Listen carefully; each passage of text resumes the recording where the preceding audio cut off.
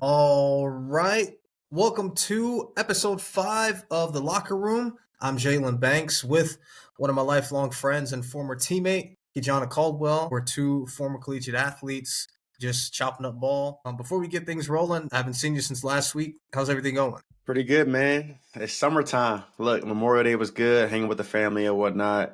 Got to go back home, see my family, and then we got to see my fiance's family after that. So it was a good weekend, so I can't complain. What about yourself? My Memorial Day was fine. I had to work, but it's laid back since it is Memorial Day. It's not a ton going on, but I took the little one to go see Lilo and Stitch. Hey, I ain't seen it yet. Felt like a full circle moment because I remember seeing it in theater as a kid. So now seeing like the live action remake as an adult feels weird. Mm-hmm. It's like, hold on, let me make sure I ain't got no grays. All right. Hey, but was it a good movie though? Like I heard it's top of the charts right now. Yeah, I'd say so.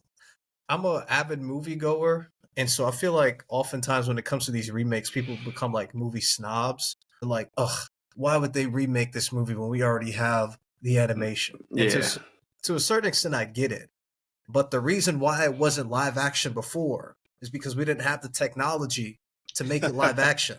So they made it animated or make it live action and make it look good. Yeah. But now that we have the capabilities, it's like, hey, let's make that happen. Let's go ahead and do it. So I'm for it if it's in a different medium. Like I don't see why people are so against remakes. But no, it was good. I enjoyed it. That's good to hear. But all right, let's go ahead, get away with it, man. Let's get started on these sports. Yeah, what you got for us?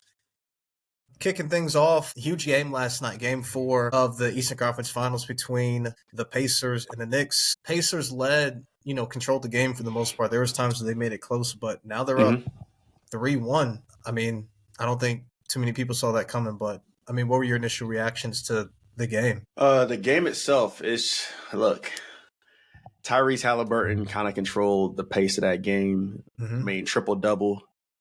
30 points. I think it was 15 assists, 12 rebounds, if I'm not mistaken. And 4 steals. 4 steals and 0 turnovers. I think that's the biggest stat of them all. Having 15 assists and 0 turnovers, that's called being an asset in all assets of the game. So, I mean, I wasn't surprising at all to see him playing well now because he's been doing it all postseason. So, I mean, like I said, it wasn't surprising during that he showed up in the right moments. Yeah, I mean, throughout this series, he's always made the timely play, like when they needed it. Even if it wasn't necessarily scoring, he's tipping the pass, he's making the right pass, pushing the tempo. I mean, a lot of people look at the box score and be like, well, he's not dropping 30 a night, so therefore he's not the best player in the series. But the control that he's had over the series, I think he's been the best player. Yeah, and to that, I mean, how does that look on, I guess, the Knicks side of things with Jalen Brunson? Has he been, need I say, not showing up in those moments? Or like, how would you say his play is right now? No, I wouldn't say that. I mean, he's hooped, he's scored throughout the series, not even just this one, but the postseason and even during the season. We talked about this earlier. They've had lulls offensively when he's not creating his own shot. Yep. Now, guys have stepped up. Like OG made some huge shots last night. Karl Anthony Towns, he stepped up, in game 3. But, I mean, the Pacers as a whole just have played better as a team. I don't think it's so much on what Jalen Brunson isn't doing. The Pacers scored 130. Yeah. How much more does he have to do? Because he's been hooping. But and I think it's like what I was saying previously when we was making the predictions from before. I think it's fatigue setting in for the Knicks. They played 35 minutes a game for their starters. And then there was the lineup swap that everybody was talking about. Mitchell Robinson now starting over Josh Hart, trying to get a little bit more push out the bench from Josh Hart. I mean, he's there. He gives the energy, but they don't go deep enough in the bench for anybody else to bring energy. So, they tried to a little bit last night, like Landry Shamet getting some more minutes. Lon Wright got like 9 minutes last night.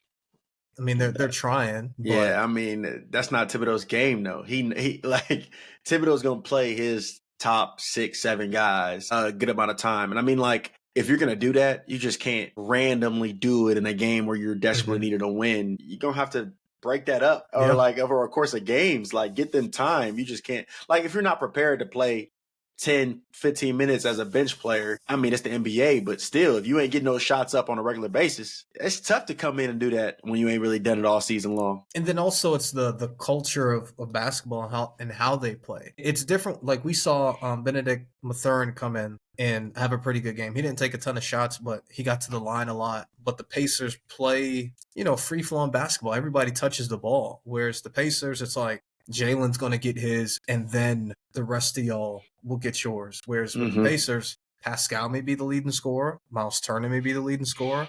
Tyrese may be the leading scorer. Aaron Nesmith may be the leading scorer. So for them, if somebody can't, it's kind of in some ways like Miami we've seen the last like few years. It's like, are there going to be games where Jimmy absolutely explodes? Yeah, but Caleb Martin may come in and hoop. Might give you a bucket. Duncan Robinson may come in and hoop. And similarly, we're seeing that with the Pacers, where I think their roster is better than that of Miami's from, the last few years. But again, where any given night, you can have somebody, go out there and do their thing. But we touched on Tyrese's, performance last night. Triple-double, no turnovers, 4 steals, 30-point triple-double, no turnovers, 4 steals. There's been this discussion as to whether or not he's a superstar. And it goes in an aspect. Yeah. Would I consider him a superstar? Me? But let me go what I want to say first before I say if he's a superstar or not. I think an aspect of how this originally started where before the season, everybody was calling him overrated or underrated. Like there was no, I guess. think he was voted by the players or by the GMs as the most overrated player in the league. Yeah. Most overrated player in the league. And which is crazy because I feel like he didn't have necessarily an identity. He was just a good player. I don't think he had a necessary identity going into this season. And I feel like he now has one. He's shown up in big moments time and time again in the playoffs. And I think he's bridged that gap in what he's shown in this postseason to be a superstar. And that's what it is. What is the definition of a superstar? Like, what do you feel the definition of a superstar is? When people say that, I think they're more so talking about popularity than they are actual play. That's true. Is he the most one of the most popular players in the league? No, because he plays for the Pacers. They're not like a big market team. He's also not a huge scorer. So in terms of like casual, viewership, he's not going to be the most popular person. But what we've seen the past 2 postseasons, and he didn't play a ton, but he was selected for the Olympic team for a good reason. Granted, he didn't get a lot of time, but I mean, for a good reason. You're not going to play over Steph. Like, I'm sorry. Yeah. You're not going to play over LeBron, who's going to be another primary ball handler. Like, it's just, it's not going to happen. But yeah, I don't see why he wouldn't be. If you can go out there and hit multiple clutch shots, hit game winners, send an all-time great home in Giannis Antetokounmpo in the postseason, you send the number 1 seed home in the postseason. Now you're 1 win away from going to the Eastern Conference Finals. You took your team to the Eastern Conference Finals last year, and you've been to the All-Star game 3 years in a row now. What the hell? That boy is a hooping. If he's not an all-star, not an all-star, a superstar, then that means there's a very, very, very short list of superstars in the NBA.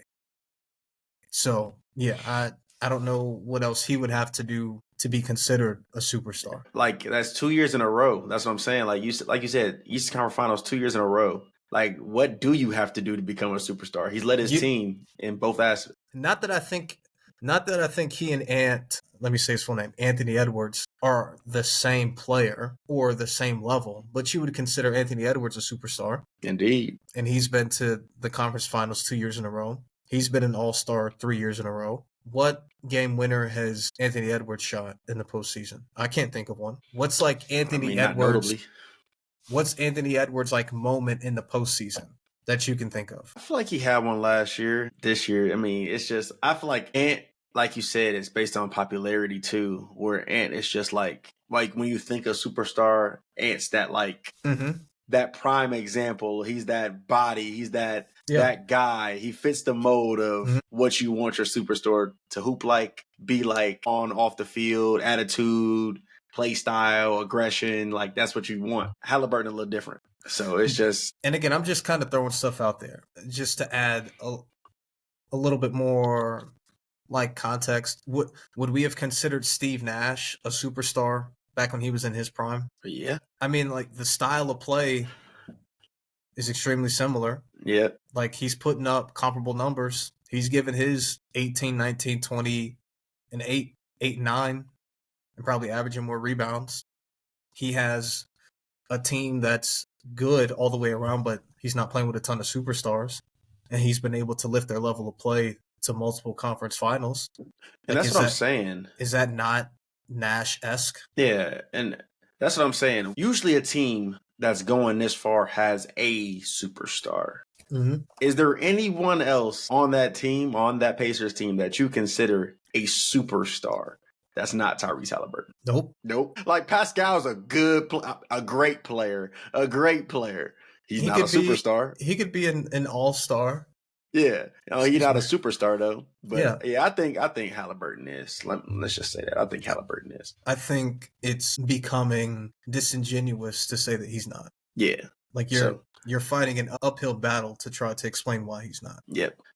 But all right, we're on to that next game. The game that's playing tonight, man. Look, another series has 3-1. Mm-hmm. Thunder are leading the Wolves 3-1 in the series. Game 5 tonight. What do you think about this series and what has came about so far? I mean, I had the Thunder winning. Did I think they'd be up 3-1 right now? No. I think they've done defensively like a really good job. Memorial Day when they played every time Ant drove, anytime Ant had the ball, like they had bodies. They didn't make it easy on him. And it's like, look, the rest of y'all are going to have to beat us. He's not going to beat us.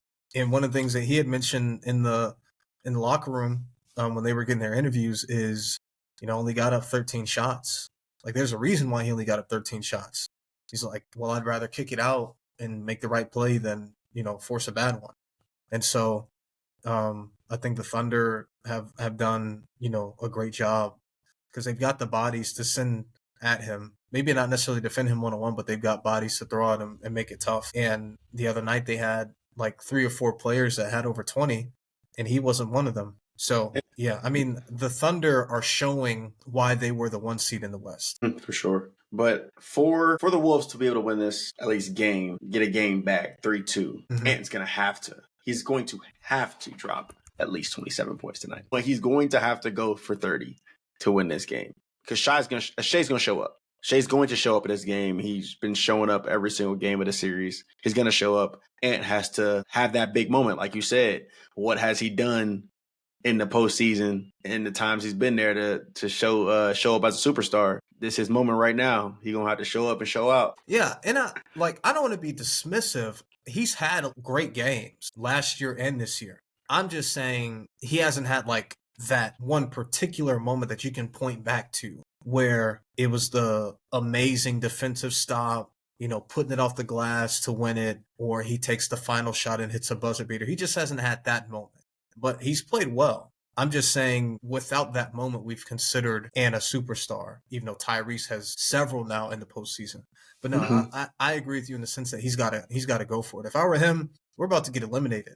I'm taking every single shot. I was listening to LeBron talk to Steve Nash on their podcast about the fourth quarter of Game 6 against the Spurs in 2013 in the finals. He said before the fourth quarter started, he said, I knew that I would have to play perfect and that I would have to have my hand involved offensively in every single possession. Either I'm taking the shot or I'm making the pass. And they ended up going on to not only win that game, but win that series. Now, down 3-2 is different than down 3-1. But I'm just saying for him, coming into tonight, it's like, I've got to be involved in every possession. I'm either shooting it or I'm passing it. Yeah. Other than that, give me the ball. Look, buddy going to have to hoop. And then, I mean, even if he passing it, man, them dudes are knocking down them shots. Dante, we can't have 3 for 12, buddy. You going to have to hit. Look. Nasri, we can't have another 1 for 11. They hooped the other night, though, to their credit. Yeah, they did. They did. To their credit, they hooped, but they got to hoop again. Yeah, we need some good consistency. Julius Randle, we need something out of you too. Look, yeah, he only had 5 the other night. And he's been hooping this postseason. Like he's been playing really well. So it's odd that he just couldn't get anything going. Yeah, they're going to have to put something together. So go ahead. No, you're straight. We've got 2 series now that are at 3-1. Can anybody do it? And if so, who's the most likely to do it? It would be the Wolves. In my opinion, it's the Wolves. Mm-hmm. I think the Pacers are just playing so well as a complete unit that you can't get 3 games back on them. You just can't. You just can't. They're playing like with a chip on their shoulder almost. Whereas they know their team, know what they can do, and at any given time, somebody gonna hoop. Mm-hmm. Now on the other side, I'm not saying that the Wolves have a very easy road to do so, but the Thunder, I feel like they've been on a high so much throughout the season that, like, I think if one thing can get in the way of that or break that up in some manner, somehow, like you can get in their head some way, that I think you got a better chance of getting in and trying to at least create a wave in the locker room a little bit, if you get what I'm trying to say. I feel I agree in the sense in terms of like getting in their head, not so much in that way, but more so they're still young. Yeah. Okay. Whereas with the Pacers, they're young, but they've got veterans. Like Pascal has been in the league for a while. Miles Turner has been in the league for a while. Like you've got legitimate veterans. I mean, the Thunder, who's their vet? Shea? Alex Caruso. But they're probably contemporaries. Like they probably came in the league at the same time. Yeah. Like they're still the youngest team in the league. So I would go with the Wolves as well. I just seeing how they play defense, how scrappy they can be. Yeah, and I think the Knicks supporting cast as a whole, yeah, I'll go Wolves. Yeah, it's definitely there's just something about Anthony Edwards that if I had to bet on anybody in this pool to do it, it'd be him. It'd be for sure. I'm with you. Yeah. But look, and then let's touch on the predictions that we have previously. I know we talked to them a little bit, but look, I had Pacers in 7. Mm-hmm. They might do it in 6. They might do it in 5. We'll see. And then we both had Thunder in 6. Mm-hmm. But, I mean, I'm a little closer right now, but we were still a little bit far apart with these 3 ones. I mean, I thought they both series would be back and forth. Yeah. I thought they'd be going tick for tack the entire time, and that hasn't been the case. I was way off on the Eastern Conference one. I had Knicks in 7. I thought that their scrappiness would be able to get them over the hump. I underestimated, like I'll say I was off about the Pacers and their scrappiness and their timeliness of plays, when it's time to make them. Mm-hmm. So I was off on that one, but I also had Thunder in 6. It's still a reasonable guess. I mean, I feel like a series ain't over, so you can still get a 7 out of any team, get a 6 out of any team. It ain't over until it's over. So yeah, I mean, like on paper, I may end up being right, but what I had envisioned is not what's played out. Yeah. So I'm not going to sit here and count. But real quick, before we move on from the NBA, before we move on to the next topic in the NBA, I caught a lot of flack for saying I would cut Jalen Brunson and bench Tyrese. Look, you caught it on the outside, but I said the worst thing, like I told you, Jamal Murray over all of them is outrageous. Look, he go ahead to the back of the line. Look, sorry, Jamal, you a hooper, big dog, but you back to the line. Jalen and Tyrese is hooping. I've seen Jamal Murray send all-time greats to Cancun. Until I see these guys do it multiple postseasons in a row, then I'll move off of Jamal. Jamal had Jokic, bro. Look, he dropped 50-point games though. He hit game winners on AD and LeBron. Like, come on. Jokic didn't have nothing to do with that. It was up your world. Give me that. But it was people calling me crazy they were like, start either Jalen or Jamal, but cut Tyrese. And I'm like, hold on. Y'all are tripping. I really wanted to start Tyrese. I'm like, it seems a little bit overzealous, so I benched him. But having him over Brunson, I caught a lot of flack. People was mad. And hey. He doing his little thing too. Hey, that's all I'm going to say. Like I had Brunson too. I started Brunson, so he was over. I had Brunson over Tyrese, and he said, "Shut up." Hey, but all right. Speaking of like young guys and whatnot within this series, outside of the 2, you can throw Tyrese in there. Mm-hmm. Like young guys, next young NBA star. You've got Anthony Edwards, Shai Gilgeous-Alexander, who's our MVP for the year. And then obviously Tyrese doing his thing in the postseason. Who are some guys that you think could be the next young NBA star that's not those 3? I got a couple names in mind, and I'm going to exclude Wemby out of this too. Because I thought that'd be low hanging fruit to go with Wemby. It is, so yeah. I'm gonna exclude Wemby. He's already a superstar. It's Victor. But I like Cade Cunningham. Okay. Like, he has played great basketball, especially in the fourth quarter in the regular season for the Pistons. I feel like he is like bridging that gap of getting drafted, feeling your way out in the NBA to I'm that guy. Like, I think he has that mentality now that if we're going to win games, it's going to be because of me. If we make the playoffs, it's going to be because of me. So, I mean, like, I think he's one. And then I like both of the Thompson twins. If I'm going to go one over the other, I'm going to go Asur with the Rockets. He has played exceptional basketball, rebounds the ball well, I think can score at all three levels and plays great defense. So I think he is a up and coming superstar. Let me not tag that yet. We already talked about superstars. I'm not going to tag that yet. He's an up and coming star. So I like those guys. So wait, time out. I got one more. Hold on. Amen. Got you.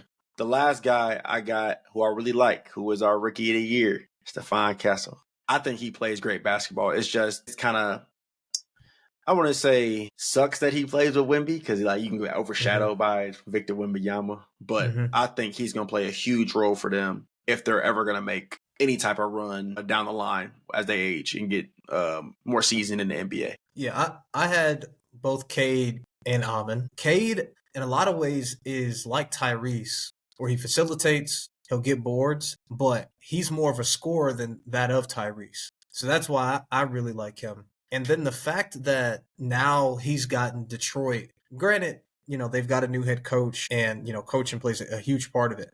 But being in Detroit, and at least since we've been growing up, Detroit's only had like a few times where they made the postseason. Like they had Andre Drummond and like the Reggie Jackson years. Yeah. Blake Griffin got them there one year. It's only been a handful of times since we've been consuming the sport, like as adults or as teenagers, where Detroit's been good. They were good when we were like little kids, but then there was a long drought where they were abysmal. And so the fact that he's been able to stay there, stick out, and get them to the other side, they wouldn't be there without him. And their roster has gotten better, but he's the main catalyst. Like if he's not on the team, I don't think they make the postseason. And then even if he did half, he did what he did. They ain't making the postseason. Yeah. So. And then the Rockets have a ton of young talent. And the last third of the season, there was like a switch flip for him where we could see it and he could see it, where it was just coming together.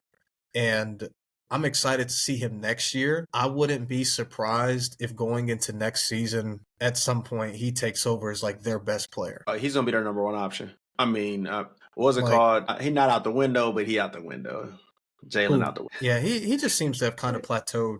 Yeah. He's like, any NBA team would be lucky to have him. Oh, for sure. Like, he's a hooper, but like, I don't think he's going to be the number one option long term for the Rockets. I chose Amen as another guy just because you could really see it them last 30, 35 games or so where it was like, this looks different.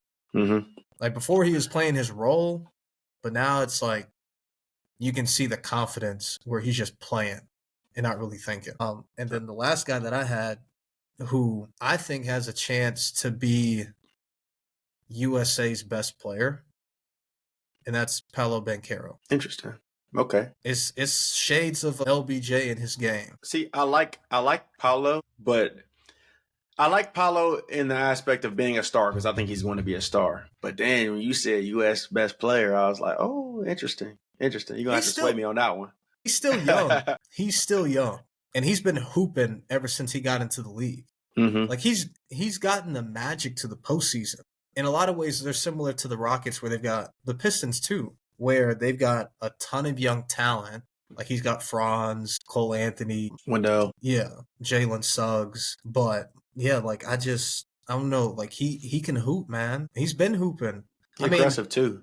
Yeah, he doesn't really play with fear. Like he's clutch. He's been able to hit game winners since he's been into the league. And this is a guy that before he was even in the league was going at Donovan Mitchell, who's been a pretty all-star, like in runs. You've seen those videos, right? Yeah. Like, I don't know. I just really like Paolo. I think he's got a shot at taking that leap? Like, I mean, how far off would you say he is from some of the other top USA players? I think he's there. I mean, like he's if not just behind him, he's going.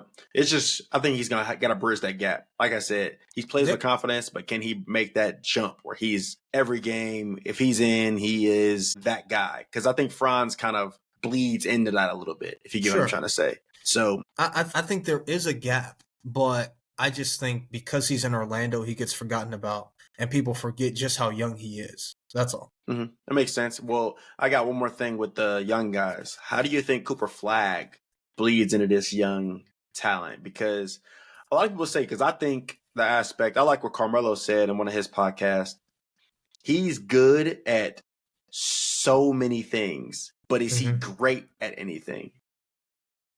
And that's where he's going to have like he said, he's going to have a skill set of what he is great at. He's going to have to find his game and just be excellent at it. Because he can play defense. He's off the ball defense great, on the ball defense good. He can score. He can dribble, pull up. He can do everything's good. But what's going to be great about him? So I just want to see how he bleeds into the young stars. And then you also, I mean, he no longer has to worry about school, and it's basketball 24/7, 365.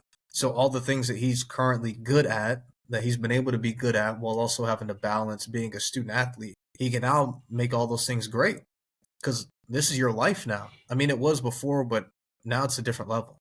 But as far as where he blends into it, I didn't want to include him because there's a lot of awesome young talent already in the NBA. But as we sit here a year from now, if Cooper's averages like 18 and a half, 9, and like 6 as a rookie, like I could very well see that, and he'd be on that list of guys that could be that next young star, not just for American hoops, but the NBA in the next year. And that's the crazy part, how young the guy is. He's a class above right now. He really should still be in high school. So he moved up. So that's still a young guy. But I just was curious how you thought Cooper would do into the coming years. So. No, I think he'll be right in that mix as we wrap up next season for sure. Mm-hmm. Like there's a chance he may even be in the postseason. I mean, we'll see. But we could be talking about, man, Cooper Flagg is averaging 20 and 10 as a rookie in the postseason. Yeah. I wouldn't be surprised. Yeah, we'll see it. But yeah, that's a wrap for the NBA. It was good. I'm glad we touched on all that today. But let's transition to the NFL now and touch on some of those topics we got. Yeah, in the last few days or so, we got it announced, the 2 Hard Knocks series for this year. The first edition of Hard Knocks training camp will be with the Buffalo Bills. And then the second iteration of Hard Knocks for the year, the in-season version, is going to be with the NFC East. Okay. Which one are you more excited for? I think now that I realized I was thinking about the NFC East, that one's going to be crazy. I feel like I like the in-season aspect of it. After watching last year's with the AFC North, like it was good to see, I guess, the progress of each team. I mean, you don't get so much in depth as in one team. Like last year, you got to see the Bears and how they are training camp went and everything like that. You don't get it so much in depth as one team, but I like how the rivalry aspect is in the play with the entire conference. So yeah, I'll be interested in that one. But the Bills one, I think, will be pretty good too. Yeah, I'm excited for the NFC East too. I think there's so many storylines to follow. I mean, number one, you got to start with the Super Bowl champs, them trying to repeat. What does that look like? And we've talked about, in the past few episodes, they're going to have a lot of young guys stepping into bigger roles. Jordan Davis and Jalen Carter are going to be your defensive tackles. Nolan Smith is now going to be like the pass rusher. Josh Sweat is gone. Jalix Hunt now has to step into a bigger role. Like he was a second rounder for them last year, or third rounder for them last year that didn't play a ton, but he ended up, playing more down the stretch. Cooper DeJean, Quinyon Mitchell, Keely Ringo, all those young DBs that they have, Sidney Brown, what do their roles look like? And then offensive line, they always have a plethora of young dudes in that group. So them repeating, but what does this Eagles team look like? Because they've got a lot of guys that aren't there anymore. And then you've got the Cowboys who have a new head coach. You've got Dak Prescott returning from injury. Mm-hmm. You've got a new receiver in George Pickens. A lot of people have a lot to say about Dak Prescott. How does he bounce back coming off of a torn hamstring? Then you got the Washington Commanders, who were in the NFC Championship, had Jaden Daniels, who was Offensive Rookie of the Year, who was a Pro Bowler. they made additions this offseason. Do they take that leap? And then lastly, you have the Giants, who drafted a quarterback in the first round this year. They have Russell Wilson there. Do we see a quarterback change in the middle of the season? Yeah. Are they sitting at 2-4 and it's like, hey, Russ, like, coach wants to see you down in his office, and we see a conversation between Russell Wilson and Brian Daboll, like, hey, we're going to move forward with Jackson Dart. What does that look like? And I think go ahead. No, I'm just saying, like, there's a lot of storylines and things to follow in that division that I think could be super intriguing. I think out of that division, I think the one that interests me the most is the Cowboys, which is, I want to see how many hands Jerry Jones actually has in the organization. In the day-to-day. In the day-to-day aspect of football, what is he doing to contribute? I mean, he's the owner and the GM. What does a conversation with George Pickens look like with Jerry Jones? What does a conversation with their now new head coach look like with Jerry Jones? How often is Jerry Jones on the field? Like, hey, Jerry's world for a reason. Yeah. I want to see what it's really like in Jerry's world. Like, what does the day-to-day look like? So that'd be cool to see. And then you had mentioned the rivalries of that division. I mean, these are some of the oldest and, like, hate-filled in the league.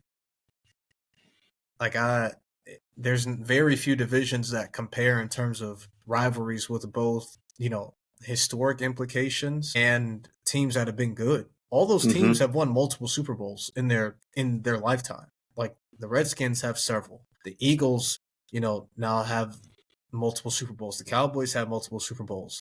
The Giants obviously have multiple Super Bowls. Like, this is a very, very deep and rich division of football. And the fact that we get to see them in 2025, kind of carry on that legacy of division rivalries. And quite frankly, I mean, they've all got good rosters. Giants probably have, like, the worst roster in the division, but they're not. Yeah, like, their defensive line is still really good. Like, you got Malik Neighbors. You got Dexter. Like, they got dudes on defense. So no, that division is stacked. I'm looking forward to it. And the Cowboys, with Dak back this season, winning 7 games a year ago with him missing the time that he did, it's going to be tough. But we've touched a lot on the in-season iteration. Let's get over to training camp with the Bills. Yeah, that's going to be – I think that's the thing, though, with the training camp one. I see a lot of people decline it and not want to do the training camp Hard Knocks. I'm trying to figure out if it's really if it's that much of a distraction to actually being successful early on in the league or earlier on in your season. Because I think that's why people try to push it off, like they don't want to do Hard Knocks, because I think it bleeds into trying to be successful in the NFL. So it'll be an interesting balance to see. What I'm curious about, though, for this one specifically, is the James Cook contract. Yeah. And if they're able to get that done and what that looks like, if he's going to be in the building during training camp, is he even going to play? Are they going to sign him? That's going to be an interesting part of the show. So yeah, for sure. And they've also got a lot of young guys they drafted and tried to revamp their defense this offseason. This Bills team isn't the same Bills team from 2020, 2021, 2022. It's basically Josh Allen and company. Like, offensively, other than him and James Cook, you're not game planning for anybody. You're not game planning for Khalil Shakir. You're not game planning for Keon Coleman. Amari Cooper is no longer with the team. Dalton Kincaid and Dawson Knox are good but not great. It's like they've got a good offensive line. They've got James. And then it's like, hey, Josh, go make it work. And so I'll be curious to see for them what position battles are big. Like, they signed Joey Bosa, but that feels more like a stopgap than an answer. Greg Rousseau has been good for them. So do we see D-line competitions? Their DBs are young and up and coming. They re-signed Trey White, but I'm assuming he's more, like a mentor role at this point, as opposed to, hey, we need you. So yeah, for them, they were just a handful of plays away from making it to the Super Bowl. So I'd be curious to see, like, the level of focus or drive that they have. Yeah, to get over that hump. Over that hump. Yeah. And selfishly, I kind of want Josh to get one, because every time he's there, he loses in, like, the most, like, heartbreaking fashion. Like, even in the AFC Championship, I know a lot of people criticized him for not throwing the swing, to James Cook, but he scrambles, gets out of trouble, makes an amazing throw to Dalton Kincaid, and Kincaid drops it, which would have converted the 4th down, which I think puts them in field goal range. So it's just like, help a brother out. Something. Yeah, it'll be interesting to see if they can what that drive looks like. I mean, because you as a quarterback, Josh Allen's gotta be itching to get one. So it's gonna be interesting to see him on a day-to-day basis, pushing the team, being in coaches' offices and all that stuff. So it'll be cool to see. Yeah. All right. Off of Hard Knocks, talking about the off season and heading into the season, what are some of the best off-season additions that you have as we head into 2025? I had 3 that I really liked for off-season additions. My 3, I would do, let's go first. Let's go with your team. We're going to go Vikings. I like the Jonathan Allen addition. Mm-hmm. I think he is going to be a great asset on that defensive line. He himself is already a force, and I think he gets a new identity with the Vikings. Mm-hmm. He's already been great. Can you contribute even more? I'm not sure what his age is right now, but I mean, does he have a lot more in the tank than what he showed previously? So it'll be good to see that one. My other one I liked was Justin Fields to the Jets. I think that changes the aspect of the Jets. I think the Jets become a new team with the new head coach coming in from the Lions. They're going to have a different identity of what they had before. And I think he pairs nicely with a past teammate and Garrett Wilson, a backfield with Breece Hall and Braylon Allen, who's been, honestly, that 1-2 punch is going to be very dangerous. I think Braylon Allen gets an increased role with this team. So I think they're going to be a good run-heavy team with ability to pass the ball. So that'll be good. And then I believe the last one I had, actually, I might have just had those 2. I might have to come back to me, but I'll let you go back if I find my third one. I've got 3 as well. One of them is more of like a position group. One's a player, then one's a coach. The player I went with is Cam Ward. Okay. The Tennessee Titans led the NFL in turnovers as a team. Will Levis, although talented, we saw time and time again, couldn't take care of the ball. Mason Rudolph came in and tried to help, but he turned the ball over as well. If they just simply cut their turnovers in half from a year ago, what does their record look like?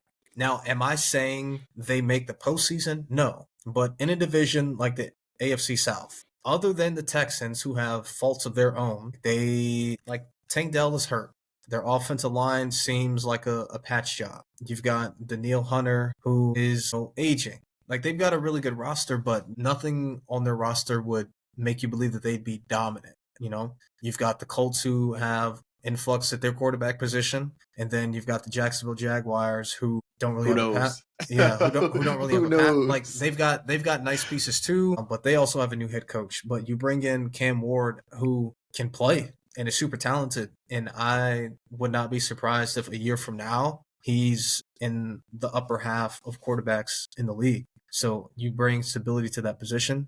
You have Brian Callahan, their head coach, who comes from that West Coast tree, who worked with Joe Burrow all those years in Cincinnati. And not saying that Cam Ward is Joe Burrow, but Cam Ward, in my opinion, is physically more talented than Joe Burrow. So Brian Callahan could coach him up. I'd be excited to see what he's able to do with him. Secondly, I went with Pete Carroll in Las Vegas. That division, coaching-wise, is absolutely brutal. You've got Andy Reid. You've got John Harbaugh. You've got Sean Payton. They needed a head coach of that caliber, and they went out and got him. With all due respect to Josh McDaniels, with all due respect to Antonio Pierce, they're not Pete Carroll. Pete Carroll, during his time in Seattle, I don't believe had a losing record one time after 2011. They were a perennial contender year after year after year. And so I look forward to seeing what he's able to do with the Raiders this year. You go out and you get Chip Kelly as your offensive coordinator. You draft Ashton Genty. You have Brock Bowers going into year 2. You bring in Geno Smith. Who's very familiar with Geno Smith. So yeah.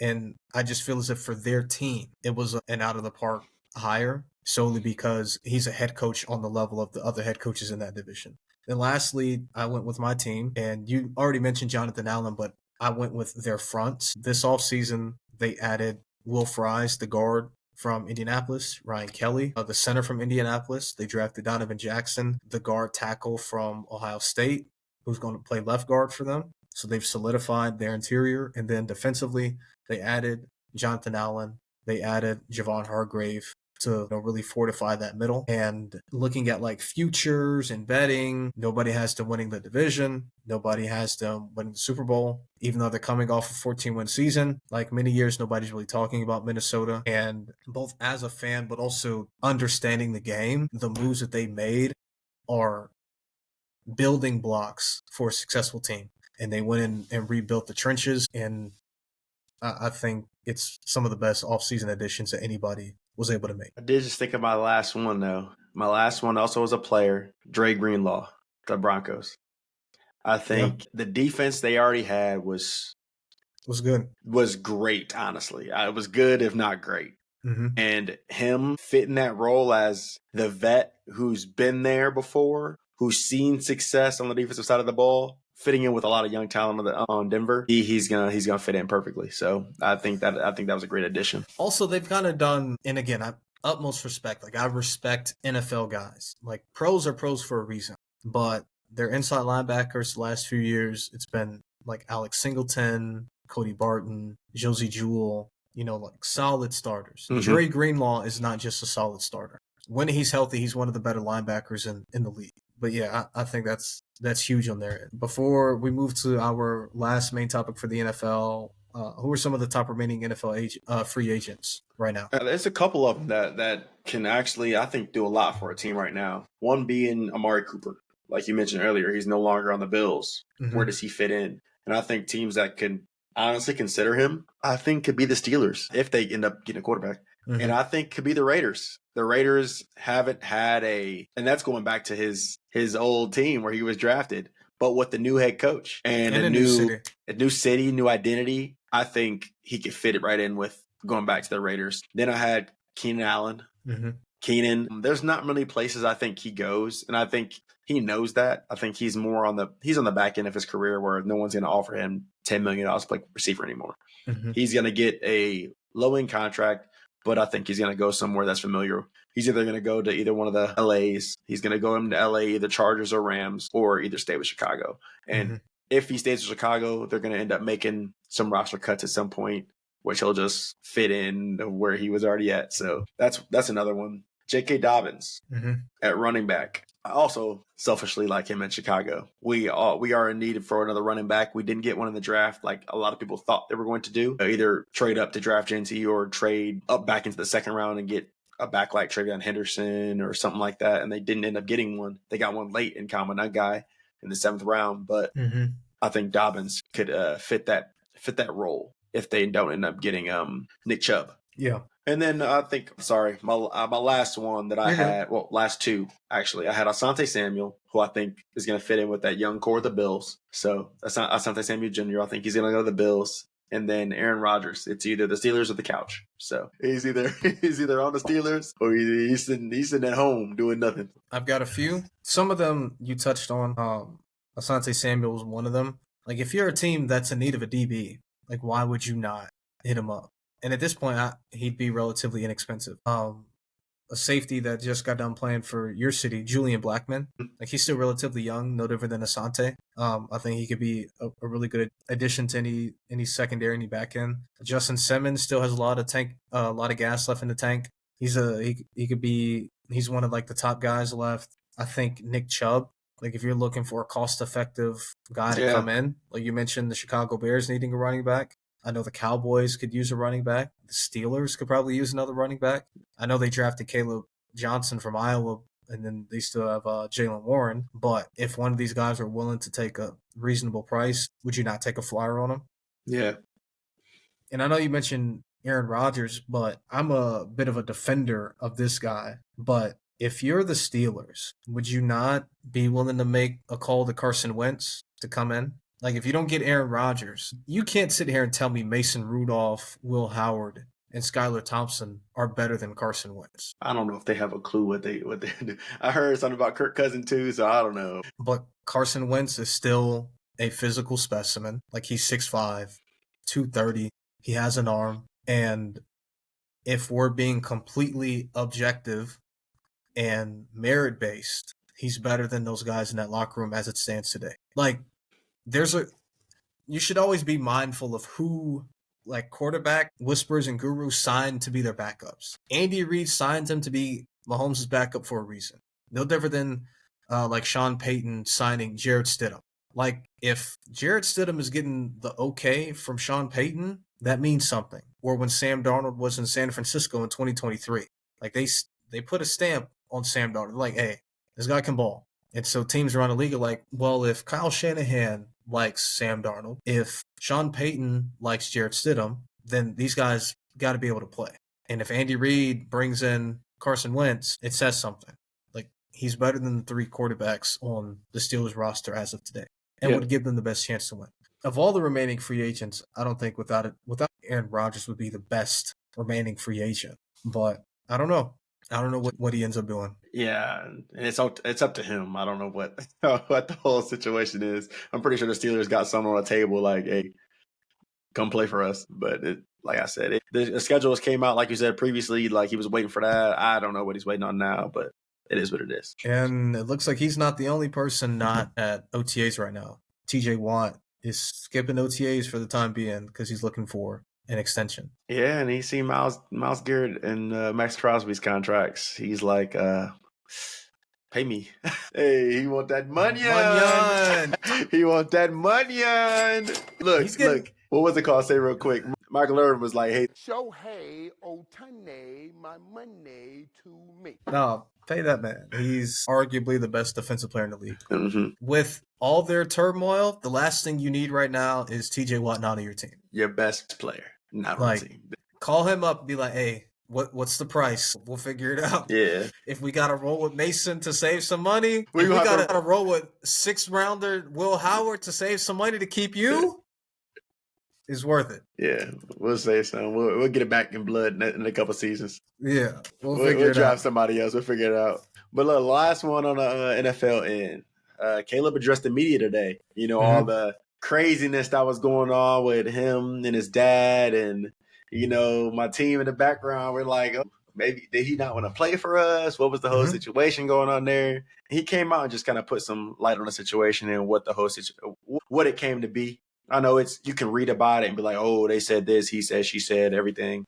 But like he came out and addressed it and kind of what was going on at the time. And I think it was truly that there was uncertainty in who is now not the head coach of the Chicago Bears, who is now not the offensive coordinator of the Chicago Bears. Like at that point, it's not enticing to go play for them in a history shown of they don't know what to do with the quarterback. But now that I feel like they've made the right moves in trying to at least attempt to do the right thing with getting a new head coach and Ben Johnson, who's offensive minded, getting a good supporting cast and offensive coaches like Eric Bieniemy, who's been on a Super Bowl winning staff.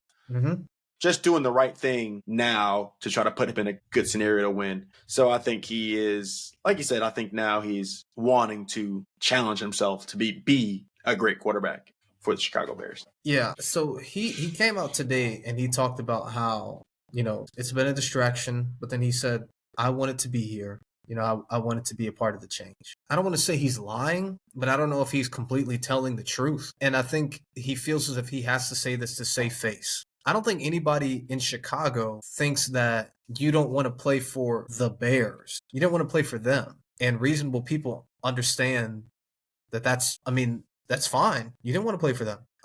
What I think it's more so interesting is, you know, some of the things that Seth Wickersham reported, how far he and his dad might have been willing to go in order to ensure that he didn't end up in Chicago. You know, talking about sitting out and playing, you know, for a spring football league for a year and then signing to a team as a free agent. The fact that they were willing to go that far, I think it's both smart, but more so has a lot to say about the draft. And in a lot of ways, how it's not necessarily player friendly. Like in any other profession, you get to choose where you go. Like if somebody's willing to bring you in, then you sign where you want to go. But only in the NFL and in sports, it's like, no, we're going to draft you, which I think is unlike any other profession in America. So obviously, like there's not going to be any reform when it comes to the NFL draft. But in college sports, you choose where you want to go. So why can't it be that way when it comes to the NFL? I think it'd be interesting and, you know, to really go through to see how, you know, that can be applied into the league. And then you may have teams that are more enticed. Like we talk about the Cincinnati Bengals. Would they be more enticed to take care of their players, have better facilities, have better resources if now players are picking where they want to go as opposed to we just pick the players? Like I think it, interesting concept. But to the report itself, Seth Wickersham, like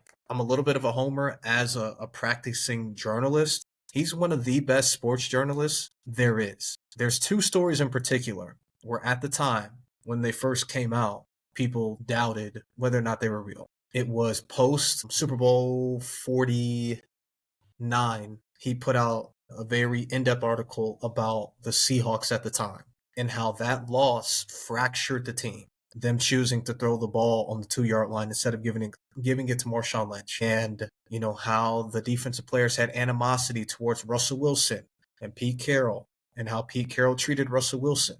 And how there was a practice in particular where, Richard Sherman was talking down to Russell Wilson and Pete Carroll goes up to Richard Sherman after practice like, hey, like, let's not talk to Russ that way. And Richard's like, huh? Wait, you're protecting him? Like, no, like that. If he's our leader, you can't be out here protecting him.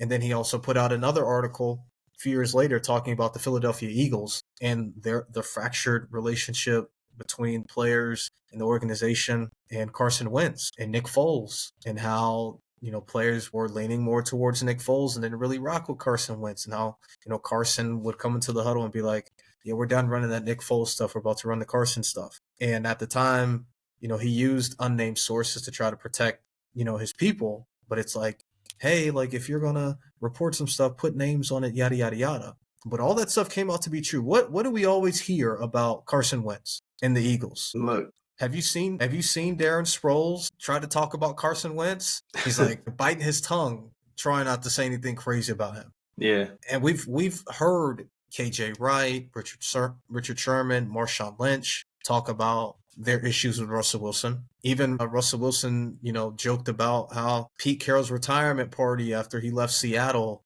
brought the boys back together. It's like, hey, Pete, like you got Richard and I hanging out together, when a lot of people doubted Seth Wickersham's reporting at the time. So the fact that he's written about this, I don't want it to be put off as just like another reporter. Like this guy has a great track record of being accurate in his reports. Now, I would say it. I don't think it's not accurate. It's not accurate. I think it's accurate in the fact that, he probably did want to play for Chicago in the situations that they had in place at the time. Mm-hmm. I wouldn't want to play in Chicago in the situations they had place at the time. I just think they had to do something and front office had to make a change, and they had to make a change to put him in the best scenario possible for him to try at least to be successful for the organization. So with that being said, though, it's a testament to how talented Caleb is. Like, were there flaws last year? Sure. But he was still out there making plays and still putting them in positions to win. Despite 3,600, what did he throw? 21 TDs. Yeah. He ran for like 400. Like, he was still out there putting the Bears in, like, they had ample opportunities to win games. And that's with inadequate coaching. That's with them. There was like the report where they didn't like teach him how to watch film. He was just watching it on his own, just kind of figuring it out. And then he's expected to then go out there and perform. Mm-hmm. It's a testament to how good he is. We can nitpick about like the demeanor and the body language on the sideline. And that's, I think, one of the things they wanted him to work on too, was body language. I think that's what one of the things Ben came out and said that they are challenging him with is body language. I mean, that's one thing. He was upset about, like, it was in a shit situation. So yeah. And we got to remember, he got drafted at 21. Like he was young, like he still is young. We've got like 4 years on Caleb Williams, which is crazy. And we're young. So imagine trying to carry the weight of a franchise. I'm talking about like a historic franchise in Chicago. No. Look. What's one of the longest running franchises in the NFL? Chicago Bears. With a very, very needing fan base. A fan base that it wants. That's the only truthful thing you've said up until that point. Is a very needing fan base. Hey, that's a damn lie, but it's all right. A needing fan. No, but you're in the city of Chicago, one of the largest media markets in the country, and you're supposed to turn this around. Like people were saying, this is the greatest situation a number one draft pick has ever been in. and it didn't go ideal. So yeah, I mean, it's a lot. But as a fan of the sport, I'm excited to see him with Ben Johnson. I think we're going to see some beautiful football with him and Ben Johnson. Indeed. The benefect, as he said in his interview. Yeah. The benefect. But all right, we can transition. Just want to touch on this real quick. Caitlin Clark has a quad injury, expected to be out 2 weeks, and then she'll be reevaluated. You know, the WNBA season is relatively short, so I would hate for them to kind of go in a slump while she's hurt. But I just want to talk about, we touched on it last week, talking about her and Angel, but the impact of her. Like, ticket prices have, I don't want to say plummeted, but have gone down quite a bit since she won't be playing. Mm-hmm. They've gone down like $30-$40 since she's going to be out, which is crazy. Look, that's the thing, man. Caitlin is such a figurehead now in women's basketball that she has an insane fan base. So like her not playing that's tough for the team. I mean, in the aspect of who's going to step up who's going to step up and play. Mm-hmm. Like who takes on that role of being the point, that person to come out there and hoop for him for a minute. So it's tough losing your best player. It's always tough losing your best player. But they've got people who can score. Like they've got a lot of scorers on that team, but she's been their ball handler for 2 seasons now. So what do you do offensively now that, I mean, I'd be interested to see like what her usage rate is and her the amount of time she spends handling the ball for the team. But yeah, just wanted to touch on that real quick, highlight her impact. Yeah. Ticket prices dropping $40, $50 since you're going to be gone for some time. And look, that's big dog status. Yeah, for sure. Well, and talking about impact, my guy Ronald Acuna Jr. Back from injury, torn ACL last year, and he's back. So for him, how does he play a role in a middle of the road Braves? He comes back, his first at bat, he hits a home run. I mean, that's like he's a 50-50 guy, I think it was 50 stolen bases, 50 home runs in a year previous or 2 years previous. Like that is he's a stamp in the MLB. When he's playing, he produces. Mm-hmm. So how does that transition them from a middle of the road team? Do they make that jump to get back in that playoff-esque type baseball, or like are they gonna sit kind of where they were previously? Just kind of want to see how he makes an impact on the team. Well, I mean, again, first at bat, he goes yard. I mean, Dinger season.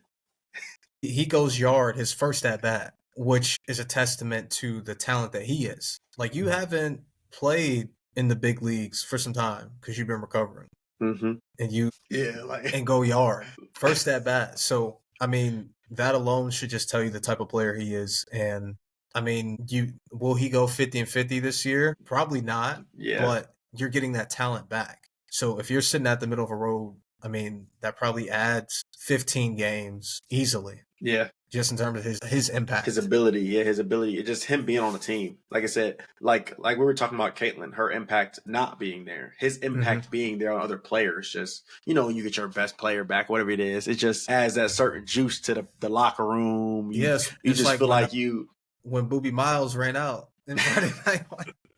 You just get stadium was rocking. That extra juice. And I mean, another one let's stay on MLB, talking about that extra juice. The scare of Bryce Harper getting a pitch right to his past surgically repaired elbow, and he goes out in the first inning and is questionable at that point. What does that look like for a team? Do you consider maybe losing your best player for a long time? At that point, it's like unknown. I know now the reports are out that they got x-rays back and it was negative, so he should be, I guess, recovering and hopefully be back this season and whatever, sooner rather than later. But just that scare and that mentality, you're like, man, we might lose Bryce Harper. Yeah, and also thinking long term, it's always scary when, not that he's old, but he's older. Older players have, pretty serious injuries. And we don't know if it's serious just yet. But like as an organization, I'd be scared because he's closer to the end of his prime than he is the beginning. And how much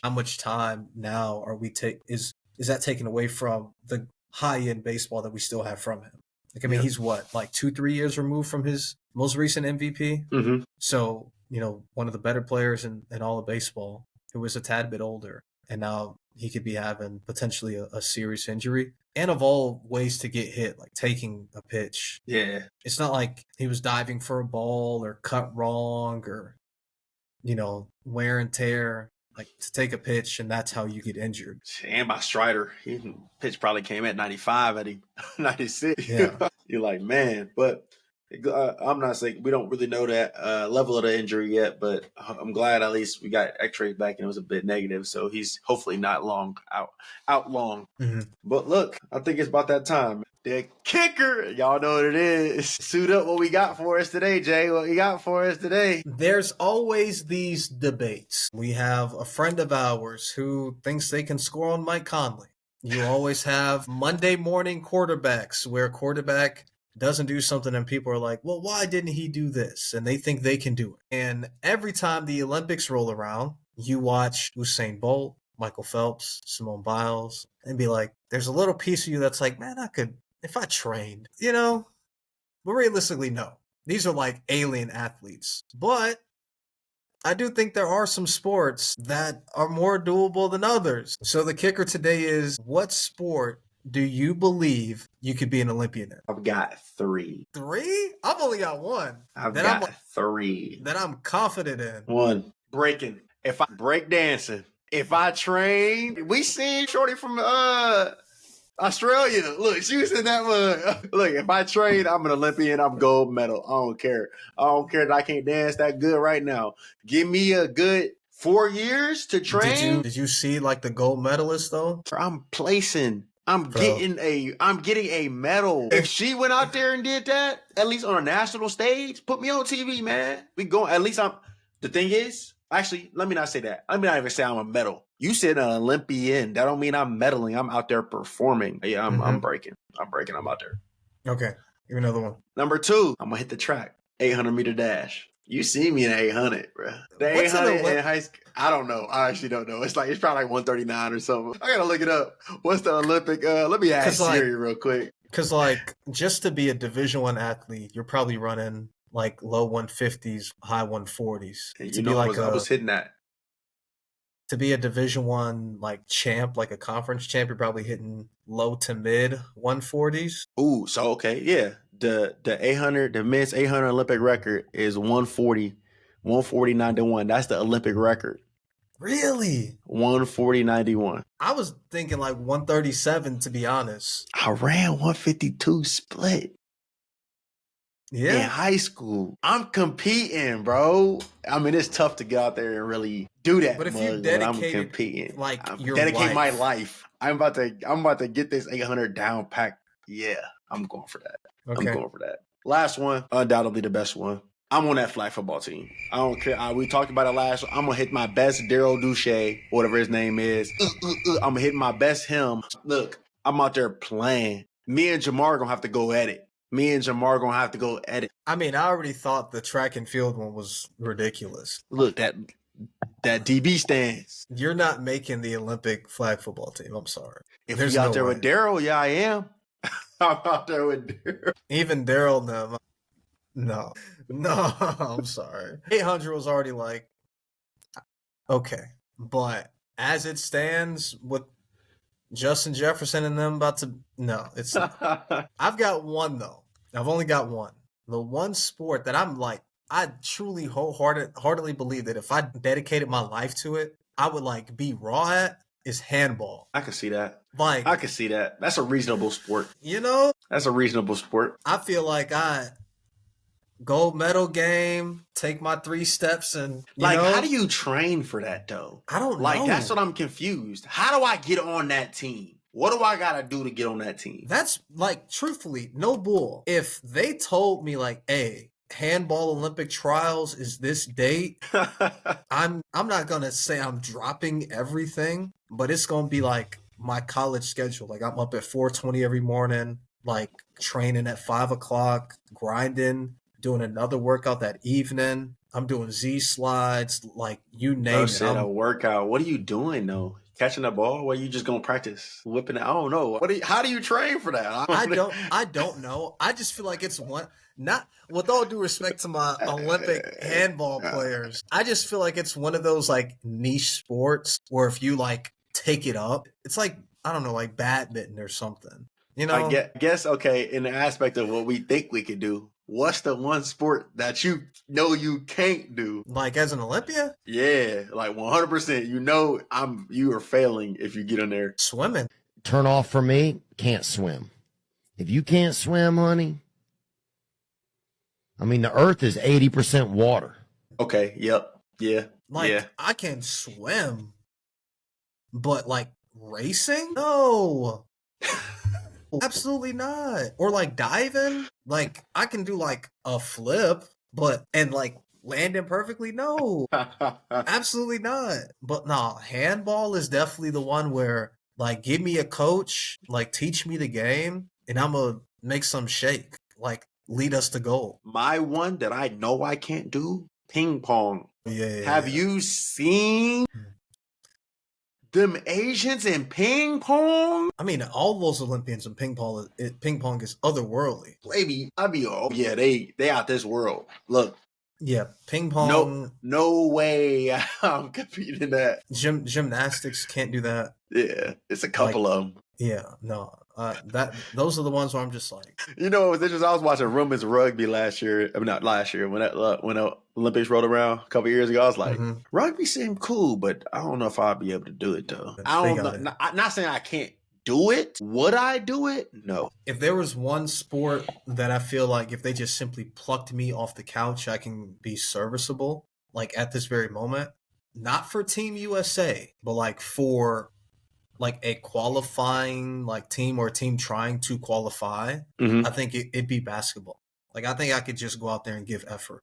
I wouldn't take any shots. I wouldn't handle the ball. But if it was like, I'm trying to think of a country, Trinidad, Tobago, like they just need a tenacious defender. I can do that right now. Give me a couple braces. Give me one shooter sleeve. Look, bro, but everybody, if y'all know Jalen, bro, he hoop like a football player. And if you know what that means, you know what that means. Look, we haven't hooped together in a minute, though. It's way more graceful now.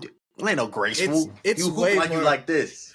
It's way more graceful now than it was back then. I can actually shoot now. Before it was off the backboard every time. Probably shoot like this. No. Look. I'm too strong to shoot. Look. That's smooth. That is smooth. All right, we go hoop here soon, bro. We go hoop here soon. I texted the group chat for one of the homies' upcoming weddings. I'm so serious. Like, I need to dispel this Jalen can't hoop stuff. Jalen can't. It ain't even Jalen can't hoop. Jalen offensively is a liability. That's not true. Jalen offensively is a liability. Look, so since I've lived in Madison, there's a group of us that work in like media in the area. So whether you work for like a local TV station or with the newspapers, we hoop every Thursday morning at 10 a.m. Them first 3 months, offensive liability. Couldn't dribble, couldn't shoot, nothing.